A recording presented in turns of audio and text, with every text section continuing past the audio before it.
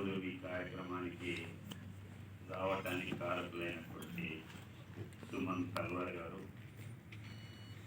పెద్దలు నిర్మాత, సినిమాలో హీరోగానే కాకుండా దీంట్లో బిజినెస్లో ప్రముఖమైనటువంటి స్థానాన్ని, సినిమాలలో చాలామంది డబ్బు సంపాదిస్తారు కానీ వాటిని నిలబెట్టుకోవటం, దాన్ని వృద్ధి చేయటంలో మన మురళీమోహన్ గారు అందరికీ ఆదర్శంగా ఉంటారు.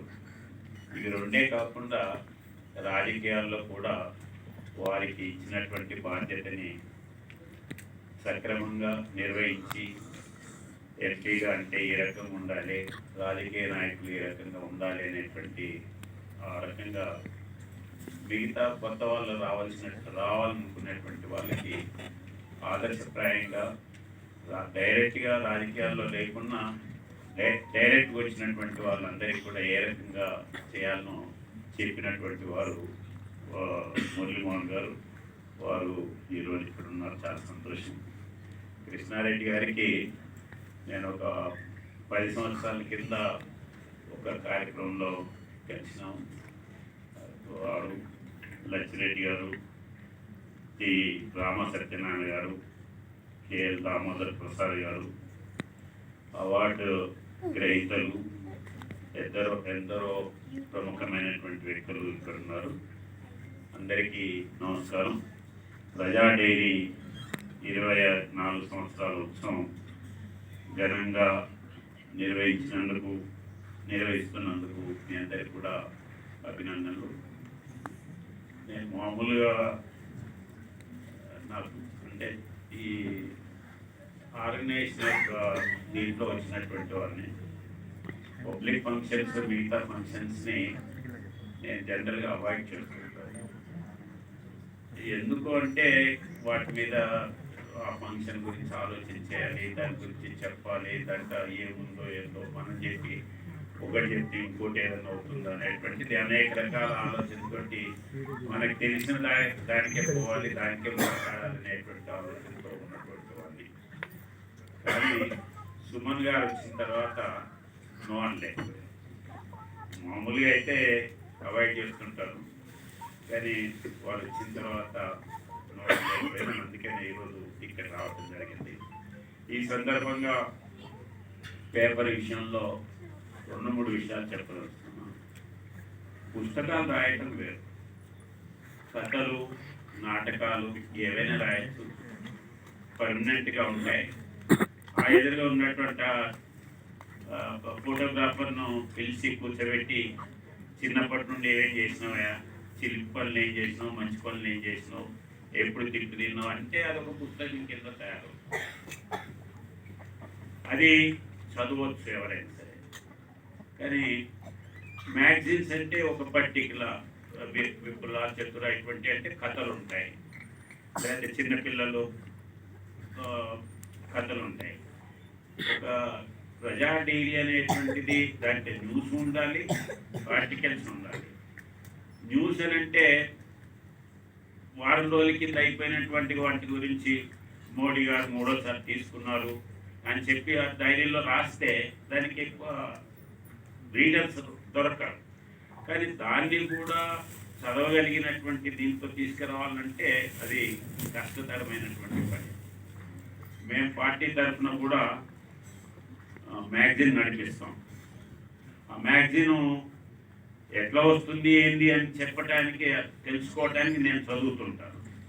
దాంట్లో ఈ తప్పు ఉంది, లేదా ఇక్కడ ఈ రకంగా మాట్లాడకూడదు, మనం ఇట్లా చేయకూడదని నేను చెప్తుంటాను. నేనే చెప్తుంటానంటే ఎదుటి వాళ్ళకి ఇంకెక్కువ అర్థం అవుతాయి. కాబట్టి పత్రిక నడపటం అనేటువంటిది చాలా కష్టతరమైనటువంటిది. అందులో ప్రజాదరణ పొందటం ఇంకా నడపటం అంటే ఏదో ప్రింట్ చేసి పడేయటము ఉన్నాయని అంటే ఆ రకంగా కాదు. కాబట్టి ఆ రకంగా ఇబ్బందులు పడుతూ కూడా 24 సంవత్సరాల నుండి నేను అంటే ఈ పేపర్ నాకు ఎక్కువ పరిచయం లేదు. మళ్ళీ కూడా వీళ్ళు చెప్పినటువంటి దాన్ని బట్టి ఇది నడిపించుకుంటూ వస్తున్నారు. ఇక ముందు కూడా ఆ రకంగా ఆ స్పిరిట్తో నడపాలనేటువంటిది నా యొక్క అభిప్రాయం. భగవంతుడు ఆ దిశలో మీకు సహకరించాలని చెప్పి కోరుతున్నాను. రెండవది, టీవీ కార్యక్రమం గురించి ఇంకొక ఎలక్ట్రానిక్ మీడియా కూడా ప్రారంభం చేస్తున్నారు. అది ఇంకా కష్టమైనటువంటి. ఇదంటే మనం ప్రింట్ చేసి కొంతమందికి పోవచ్చు, కానీ వాళ్ళను రోజు రోజుకి మనం అట్రాక్ట్ చేయవలసినటువంటి. అయితే దీని విషయంలో, పత్రిక విషయంలో కానీ లేదా దీని విషయంలో కానీ నా సజెషన్ ఏంటంటే, మిగతా వాళ్ళందరూ చేసేటువంటిది కాకుండా ఇంకా ఏదైనా కొత్త సబ్జెక్టు, కొత్త ఇష్యూస్ మనం తీసుకొని దాంట్లో వెళ్ళినట్లయితే ఆ పర్టికులర్ సెక్షన్స్ వాళ్ళు అట్రాక్ట్ అవుతారు. ఇప్పుడు మనం పేపర్ చూస్తాం, నాటువంటి వాడు ఫ్రంట్ పేజ్ చూస్తారు, ఇంకొంతమంది లాస్ట్ పేజ్ చూస్తారు, లేకపోతే స్పోర్ట్స్ పేజ్ చూస్తారు, లేకపోతే ఇంకొక వసుంధర, ఇటువంటి అన్ని చూస్తుంటారు. అదే రకంగా టీవీ కానీ పేపర్ కానీ మనకంటూ ఒక ఆడియన్స్ని క్రియేట్ చేసుకుంటానికి ఆలోచించాను. ఆ మధ్య ఒకరు వచ్చినప్పుడు నేను అది అడిగాను, మీ ఆడియన్స్ అంటే ఇక్కడ ఎవరికి తెలియనటువంటి సబ్జెక్ట్ ఏదన్నా ఉందో ఆ సబ్జెక్ట్ తీసుకొని అన్నా. ఉదాహరణకి భాష, ఈ భాషలో కొన్ని లిపి ఉన్నటువంటి భాషలు ఉన్నాయి, లిపి లేనటువంటి భాష. గోండు భాష ఉంది, లేకపోతే ఇంకొక భాష ఉంది. మా దగ్గర ఇప్పుడు త్రిపురలో 19 ట్రైబల్స్ ఉన్నాయి, దాంట్లో 6-7 భాషలు ఉన్నాయి. 6-7 భాషలు వాళ్ళకి భాష మాట్లాడతారు కానీ లిపి లేదు.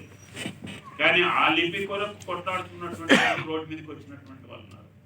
అందుకే నేను వెళ్ళిన తర్వాత ఆ దూరదర్శన్ వాళ్ళని పిలిచి ముందు దీనికి ఎంత టైం ఇస్తున్నారు, ఎన్ని ప్రోగ్రామ్స్ ఇస్తున్నారు అని చెప్పి అడిగాను.